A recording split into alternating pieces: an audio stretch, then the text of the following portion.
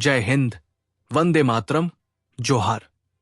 देखिए, मुख्यमंत्री मैया सम्मान योजना को लेकर इस समय सबसे बड़ी और अहम अपडेट निकलकर सामने आ रही है। और अगर आप भी इस योजना के लाभार्थी हैं या आपके परिवार में कोई महिला इस योजना का लाभ ले रही है, तो ये जानकारी आपके लिए बहुत ही जरूरी है। सबसे पहले आप समझ लीजिए कि अभी वर्तमान समय में दो सबसे बड़े मुद्दे चल रहे हैं। पहला, 20वीं किस्त का पेमेंट कई महिलाओं तक अभी तक नहीं पहुंचा है, और दूसरा, 21वीं किस्त का पेमेंट कब से शुरू होगा और किसे मिलेगा। इसके साथ साथ बहुत सारी महिलाओं का पेमेंट बीच में ही रुक गया है, जिसे लेकर सरकार ने अब एक्शन लेना शुरू कर दिया है। अब बात करते हैं सबसे पहले पेमेंट अपडेट की। काफी सारे जिलों से ये रिपोर्ट आ रही है कि बहुत बड़ी संख्या में महिलाओं को अभी तक 2,500 रुपए की राशि नहीं मिली है। कई महिलाओं का कहना है कि पहले लगातार पैसा मिल रहा था, लेकिन अचानक से पेमेंट बंद हो गया। वहीं कुछ महिलाएं ऐसी भी है जिनका फॉर्म सही है, दस्तावेज सही है, फिर भी पैसा नहीं आया। सरकार ने इस स्थिति को गंभीरता से लिया है और अब सभी लंबित यानी रुके हुए पेमेंट को क्लियर करने की प्रक्रिया तेज कर दी गई है।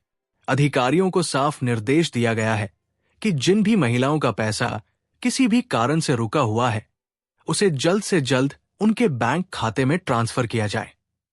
अब यहां सबसे बड़ी बात समझिए, जिन महिलाओं को 20वीं किस्त का पैसा नहीं मिला है, उनके लिए बहुत बड़ी राहत की खबर है। ऐसे मामलों में सरकार ये योजना बना रही है कि जब 21वीं किस्त जारी होगी, तब 20वीं और 21वीं दोनों किस्त का पैसा एक साथ दिया जाएगा, यानी कि सीधे 2,500 रुपए प्लस 2,500 रुपए 5,000 रुपए आपके खाते में आ सकते हैं। अब सवाल आता है कि ये पैसा कब मिलेगा? तो जो नई जानकारी सामने आ रही है, उसके अनुसार 20 अप्रैल के आसपास 21वीं किस्त का पेमेंट शुरू हो सकता है। लेकिन इससे पहले कुछ जरूरी काम आपको जरूर कर लेने चाहिए, नहीं तो आपका पैसा फिर से रुक सकता है। अब ध्यान से समझिए वो जरूरी काम कौन कौन से हैं। सबसे पहला काम, बैंक जाकर अपना पीएफएम स्टेटस चेक करवाएं। बहुत सारी महिलाओं को यह पता ही नहीं होता कि उनका पैसा आया है या अभी प्रोसेस में है। इसलिए बैंक जाकर कर्मचारी से साफ साफ बोलें कि मेरा पीएफएम स्टेटस चेक कर दीजिए। इससे आपको तुरंत पता चल जाएगा कि पैसा आया है, रुका है या वापस चला गया है। दूसरा काम, डीबीटी स्टेटस चेक करें। अगर आपके बैंक खाते में डीबीटी एक्टिव नहीं है, तो सरकार पैसा भेज भी दे, तब भी वो आपके खाते में टिकेगा नहीं, वापस चला जाएगा।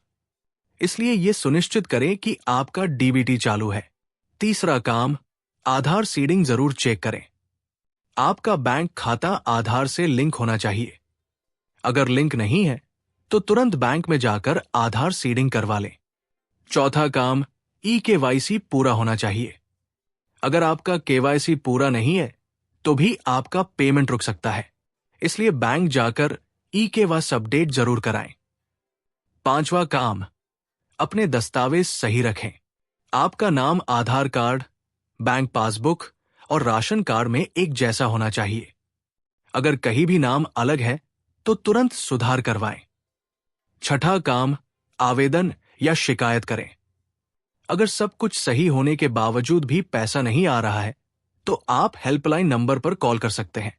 आप 1800-8900-215 या 181 पर कॉल करके अपनी शिकायत दर्ज करा सकते हैं।